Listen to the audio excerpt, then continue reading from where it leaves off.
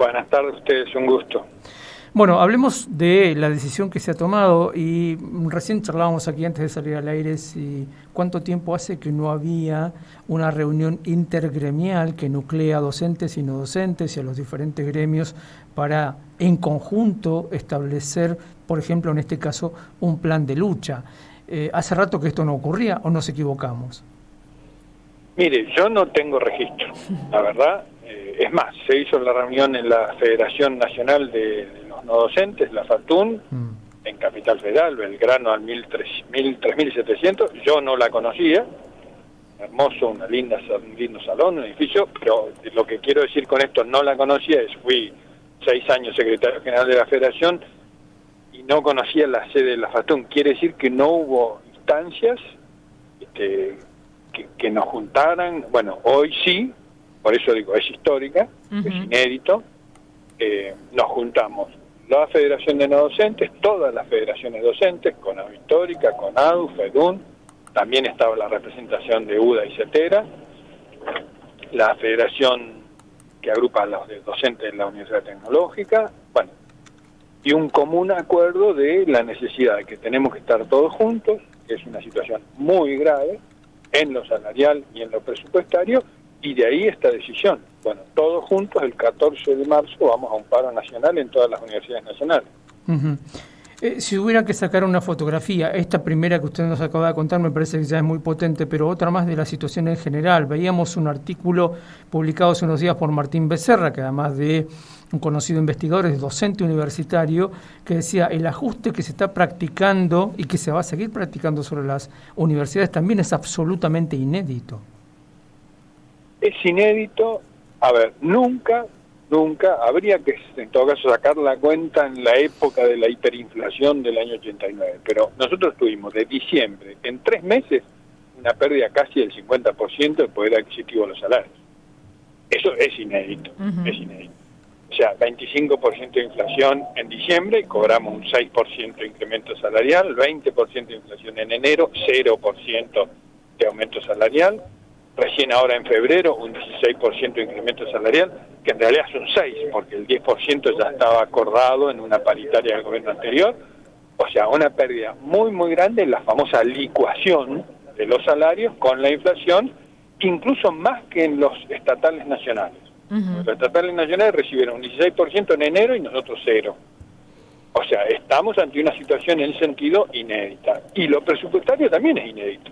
Lo que más se acerca en lo presupuestario es la asunción de Macri en el 2016, que no sé si ustedes recuerdan, propuso como secretario de Política Universitaria a un empresario televisivo, a un Tal Ávila era el apellido. Sí, Juan bueno, Cruz. y a su vez hubo una asfixia presupuestaria muy fuerte que implicó que el 12 de mayo de ese 2016, 50.000 personas, estudiantes, docentes, no sé, estuviéramos frente al Ministerio de Educación. Y ahí el gobierno de Macri tuvo que abrir la mano y se abrió un poco la canilla en el presupuesto.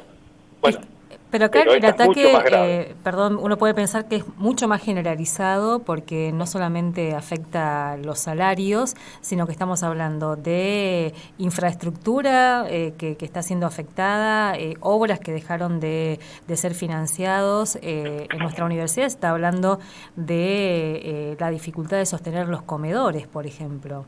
Exactamente, sí, es muy grave. Digamos, se habla de que las posibilidades son funcionar 2 meses más y después no va a haber ni siquiera para pagar la luz. Otro dato que expresa eso de lo inédito. Hoy acabo de ver, mire, hace 5 minutos en Clarín, una noticia donde dice de una carta de 68 premios Nobel del mundo que se dirigen al presidente Milei planteando la gravísima situación del sistema científico-tecnológico argentino por la desfinanciación que hay. Bueno, eso también es inédito. 68 premios Nobel de todo el mundo. Bueno, es la ciencia a nivel mundial que está diciendo al presidente, no, esto es una barbaridad, no puede suceder una cosa así. Luis, aparece otro tema que en las entrevistas que hemos estado haciendo desde el lunes hasta aquí con diferentes referentes de diferentes sectores, es cierta perversidad en el método, es decir, se recortan fondos de cualquier área, de cualquiera de las áreas que ya se han recortado, y cuando aparece la necesidad desde los núcleos afectados, no sé, productores, empresarios, lo que fuere, de hablar con alguien que esté en el gobierno, en un sector de decisión, no se lo encuentra, no existe, no hay con quién hablar. Sí, eso uno puede decir. En principio diría hay una pericia o una ausencia de gobierno porque efectivamente no hay con quién hablar, o es una política premeditada, lo cual es más grave todavía, porque ahí sí es perversidad. Yo cada vez me inclinaría más por lo de la perversidad, porque lo que uno ve en el vocabulario, en las formas de reaccionar, en las groserías que se dicen, bueno, planificadamente pareciera que fuera un estilo, y eso sí es perverso. Uno puede decir, bueno, está bien, uno tiene es de un carácter digamos imposible, casi de locura, pero si está planificado, no, eso ya es, que yo entiendo que sí, porque que el subsecretario de Educación, de las políticas universitarias, a ver, el subsecretario de políticas universitarias haga un Twitter poniendo las caras de los gobernadores de Patagonia en un emblema con una hoz y el martillo acusándolo de comunistas, es muy patético. Claro. Sí. Se corrieron límites habla que de son una ignorancia supina o de una perversidad muy grande.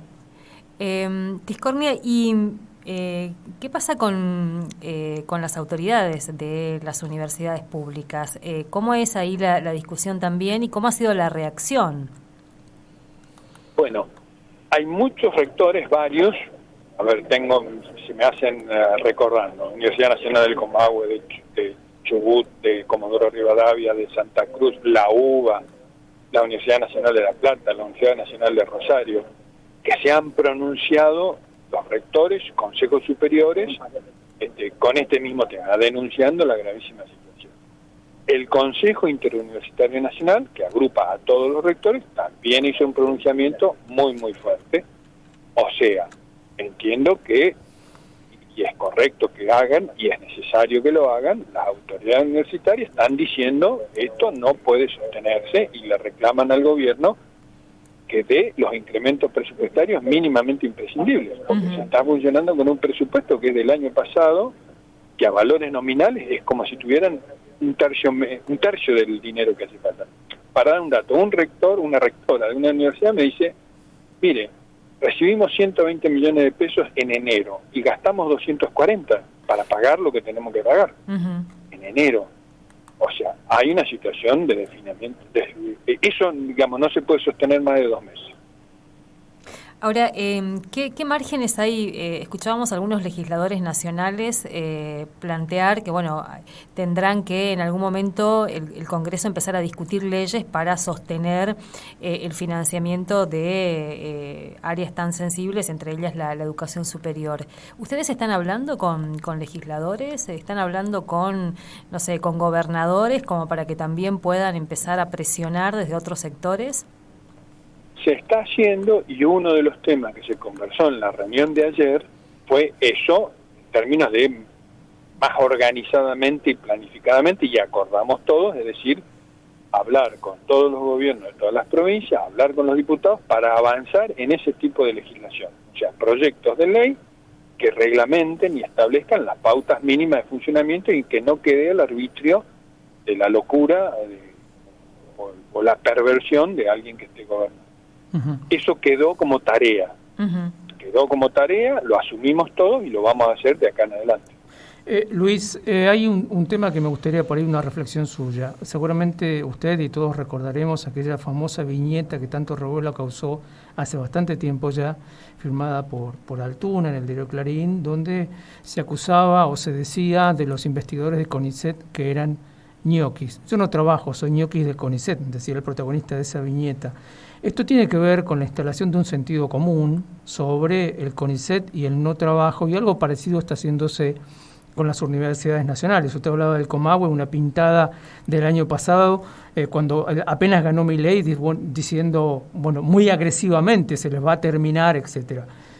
Hay un blindaje mediático tremendo también en torno de esto, y hay un proyecto de generación de un sentido común adverso a la educación pública, si se quiere. Sí, y eso es muy evidente, se dan todos los planos, con información e impunidad. Lo más grave es desde el propio discurso presidencial. Hay cosas que no se pueden decir, digamos, semejantes, cosas que son falsas, pero se dicen con una impunidad que hasta pareciera que le da credibilidad, ¿no? Creo que Durán Barba decía ayer sobre el discurso del presidente, dice, miren, la verdad que no se entendió nada de lo que dijo, pero lo dice con un énfasis que parece verdad. Y bueno, eso es una técnica comunicacional. Eso sirve para un par de días. Lo de fondo es que los problemas existen, hay que solucionarlos, y no solo no se están solucionando, sino se están agravando. La universidad ocupa un lugar muy importante en la sociedad argentina. Hay 2 millones de jóvenes que estudian en las universidades nacionales. Ha sido y es la oportunidad para que muchos tengan una proyección en su carrera. Hay muchas universidades que reciben a miles de jóvenes, que es el primero en la familia de lograr estudiar un título y tener un título universitario. O sea, es un bien muy preciado.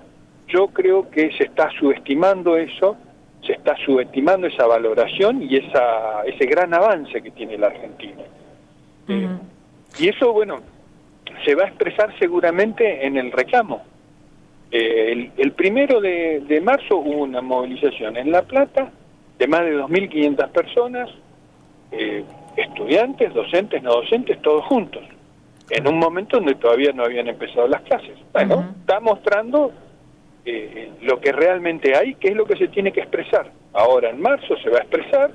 Yo tengo mucha confianza en eso, mucha seguridad de que la disconformidad se va a expandir en todo el sistema universitario y se va a expresar. Por eso incluso ayer estuvimos hablando, bueno, abril habrá que hacer una gran marcha nacional universitaria, como hicimos el 12 de mayo del 2016, para defender lo que es justo y lo que es correcto, que es el derecho a estudiar y tener un desarrollo científico y tecnológico para un país con autonomía, porque eso es lo que está de fondo en juego en este país. Y hay un daño un daño ya hecho también, no hay que decirlo, ¿no? Porque muchos estudiantes en este contexto de crisis y de ajuste tan profundo ni siquiera están pudiendo llegar a la universidad. Decidieron o no pueden alquilar o ya están bajándose de las matrículas. Bueno, justo ayer me decían en la Universidad Litoral que ha bajado mucho la inscripción. ¿Por qué? Porque alumnos del interior que suelen viajar a la capital de la provincia para estudiar, bueno, ya no lo hicieron, no lo pueden hacer. En otros lados se da un fenómeno en los que estamos más lejos, yo digo porque yo soy de la Patagonia, digamos, la Universidad del Comahue, los que estamos más lejos a veces aparece el fenómeno inverso. Crece la matrícula porque muchas familias que tenían el dinero suficiente y mandaban a sus hijos a estudiar a Córdoba, a Buenos Aires, La Plata, bueno, ya no lo pueden hacer más. Entonces van a estudiar a la universidad local.